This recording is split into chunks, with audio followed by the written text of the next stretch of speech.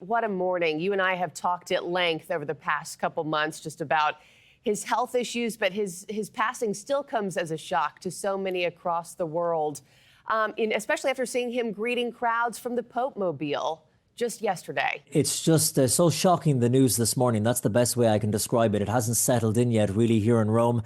And I can hear, as I'm speaking to you out my balcony window, I can hear the bells of St. Peter's Basilica now ringing constantly to mark the passing of the Holy Father. For Catholics who pray for the Pope at every Mass, it's always hard when a Pope dies. But this time it really tugs at the heartstrings because this Pope had such a common touch. He had such an ability to communicate, not just in words, but especially by gestures. Maybe the most memorable moment in his papacy, that was March 2020 during the pandemic, when he came out into St. Peter, an empty and dark St. Peter's Square, and told the world, really related the gospel message of Jesus: do not be afraid, have faith, right? And much of the world was afraid at that moment. We all didn't know what was happening.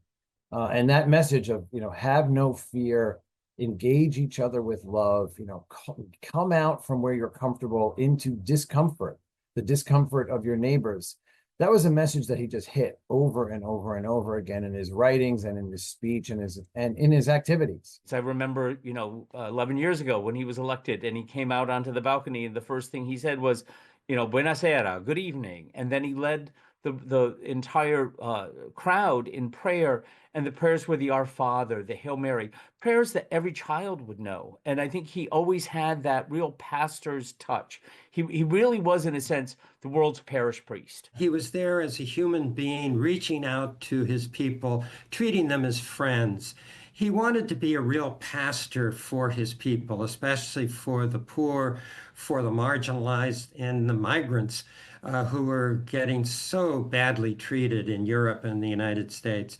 So this is a Pope who really cared about people and wanted to be with them, wanted to be their pastor, and they responded. His legacy will be one of a Pope that was there for those on the margins. Right from the very beginning, when he was announced the first Latin American Pope back in 2013, where was his first papal trip? He could have went to one of the world's grand cathedrals or a wealthy, strong Catholic country. He chose to go to the island of Lampedusa off the coast of Italy, where migrants are dying after they make the perilous journey from northern Africa. He went, and that was a message saying that this was going to be his emphasis for the next 12 years or so. He was there for migrants. He had a strong emphasis on the environment and those on the margins, as I say. He was certainly what you would call a servant leader. His papacy was characterized by a relentless pursuit of peace, dialogue, unity.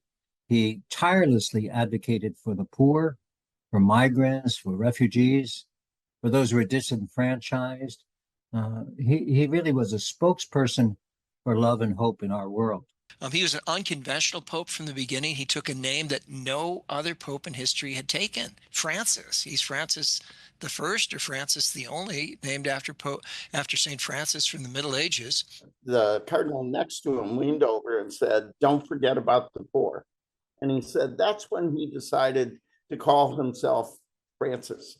He said Francis was a man of the poor, a man of peace, and a man of creation.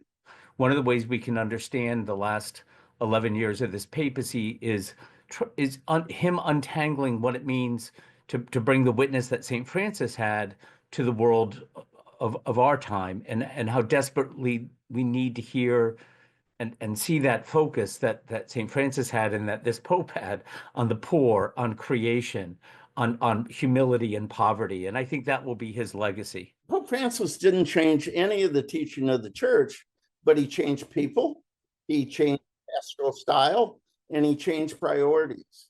And I think many, many people rallied to his humble ways, his concern for those on the edges of society.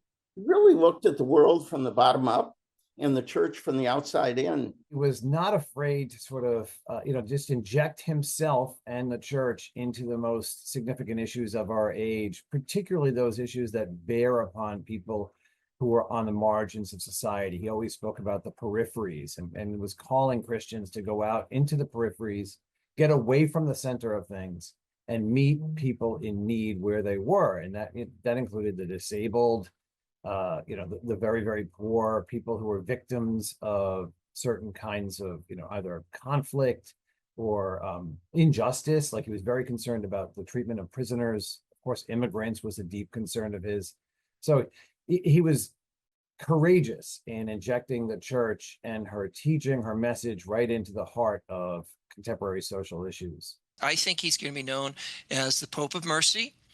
And he continued what St. John Paul II started, which is to leave the Vatican and go out to the world. He was loved by the people. And so we're going to miss him very much. He was one of the most recognizable and most influential spiritual leaders in the entire world.